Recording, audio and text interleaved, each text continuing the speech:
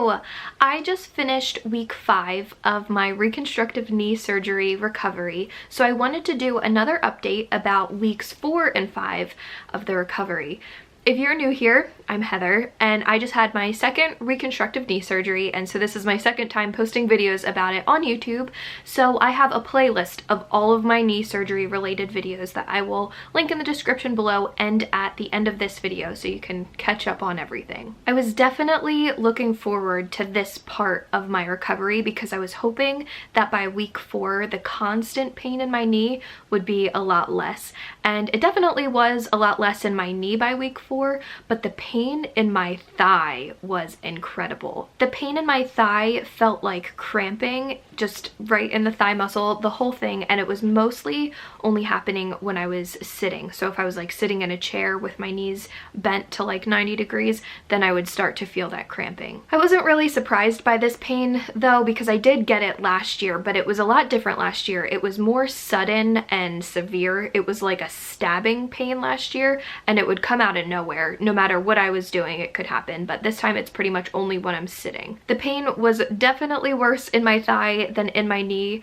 but it really only lasted for 1 week, just during the week 4 of recovery, and then by week 5 that pain was pretty much gone. I finally started to notice a decrease in the amount of swelling in my knee during week 4, and all of the tape from my incision came off with a little bit of help from me, but there were a few spots that had like some scabs left on them, so I've just been putting band-aids on those spots just so they don't come off earlier than they're supposed to. My PT told me to do that, and they're really hanging on strong all the way through week 5. Those scabs are still there. I am really impressed with how the scar looks though. I think it already looks better and thinner than my scar from last year. It looks really good. I do have 2 scars this year, one straight down the knee and then one on the inside of my knee.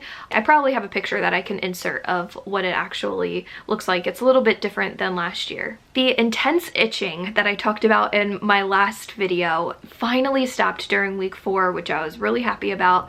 I guess all of the healing is finally starting to slow down on the inside, and I also went down from 3 days at PT a week to just 2, so we're making good progress. At the end of week 4, I was able to bend my knee to 108 degrees, and so that meant I was able to do a couple full rotations on the bike. My PT says that you have to get to at least 106 to be able to get around, but I guess depending on your pain level, you might not be able to even though you're at 106, so I got to 108, did the bike, and then by the end of week 5 I got to 115 degrees, and I didn't react like I should have. Last year 115 degrees was a huge goal for me. I was preparing to go to Disney World 10 weeks after knee surgery last year, just like I am this year, and I had read online, someone had actually posted online about going to Disney World after knee surgery and saying you're gonna have to be able to bend your knee to at least 115 degrees comfortably and on your own to be able to sit on the boat rides comfortably, and that was totally true when I actually went to Disney after having the knee surgery and I saw really how tight those seats are. It's true. So I was really excited last year when I got to 115 degrees. It was way later on in my recovery, but I felt like that was a big milestone for me. I forgot all about that this year, and then I was like, oh my god, wait, 115 degrees, that's a big deal. Now I can ride Pirates of the Caribbean. I'm very excited about that milestone. My biggest obstacle during week 4, and probably all of the weeks leading up to week 4, is just my sleep schedule. I wasn't getting enough sleep because it was still so difficult for me to get comfortable in bed, so my sleep schedule was just so messed up. When I was finally able to get comfortable enough to fall asleep, it would usually only be for a few hours during the day, and then I would be up all night. Having my sleep schedule so out of whack was really messing with me mentally. Even though I didn't have to be on a normal sleep schedule, I was feeling really guilty for being awake all night and sleeping during the day, and I was only getting a few hours of sleep when I was, so my body just felt like I was taking an extra long nap, and so I wasn't getting any restful sleep. I was feeling pretty miserable. I knew that the only way for me to get on a normal sleep schedule was to go back to work and just force myself to be awake all day and just get on a normal cycle again. I am very fortunate to have accumulated a lot of paid sick time off at my job. So I was able to take a lot of time off from work last year and again this year. I waited until my recovery was almost completely finished until I went back to work last year after surgery. So I was out of work for about 8 weeks last year. Because my recovery was so much more painful last year and I was going to be returning to 2 different jobs working 12-hour days, taking 8 weeks off from work still makes sense to me in my situation last year. But jumping right back into everything after that much time off last year was such a shock on the rest of my body. After spending all of my time in bed, just sitting vertical in a chair was really exhausting, so I knew I wanted to do things a little bit different this year. My workday is so much less demanding this year than it was last year, but I knew that easing myself into it would just be a better transition on the rest of my body. Honestly though, getting back to work was so much easier than I expected it to be. I went back on a Wednesday. I was there for pretty much the whole day, but by the end of the day, I was really swollen. I was hurting a lot more than I had been. So I took the next day off, kind of like recover from it. I didn't want to hurt myself by doing too much all at once. So I took the next day off, and then the next day was a Friday. So I was there for pretty much the whole day again. And then I had like the weekend to recover from that. And then I've been pretty much going every single day since then, just going in a little bit later when I have PT. I honestly don't think I would have been able to come back as quickly last year just because of the pain and how much slower the recovery was going, but it was beneficial to stay out until I was totally back on my feet because I didn't have any issues with the restroom last year.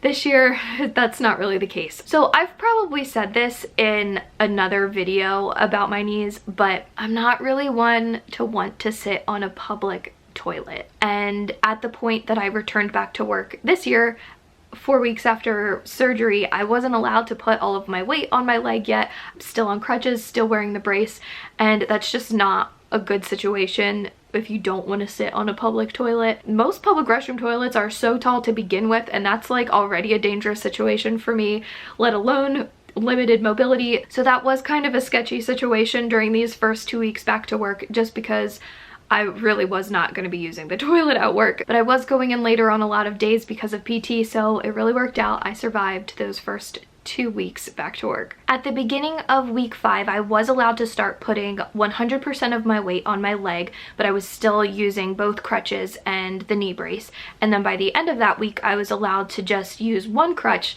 still with the brace though. I saw my surgeon again for another follow-up at the end of week 5, so I do have 2 x-rays to share this time. The first one is a straight on shot of my knee. You can kind of see just that newly realigned kneecap right in the center of the joint, where it definitely has never been before. I will actually put the picture from last year, the x-ray from last year. You can see the one that I had fixed last year like in the center, and then the left kneecap is just like floating off to the side. So it's really exciting to have them both centered now. I really hope that I can get a new x-ray of both new knees. That would be really cool to see. And I also have an x-ray of like a side view of my knee where you can clearly see 2 little holes on the side of my kneecap, and that's where the composite screws are holding my new ligament in place. That's from the MPFL part of the surgery. I wasn't able to see that in the x-rays last year. I actually had no idea that there were screws on that side of my kneecap too last year, but there were. We just couldn't see them. So we got a good shot of them with the x-ray this year. Those are just composite screws, so they will dissolve over time, just like the screws that I had on the back side of my kneecap from last year. They'll all dissolve. Unlike those other 3 screws that you see, those are titanium screws. They're holding the newly aligned tibia in place, so those will stay there forever.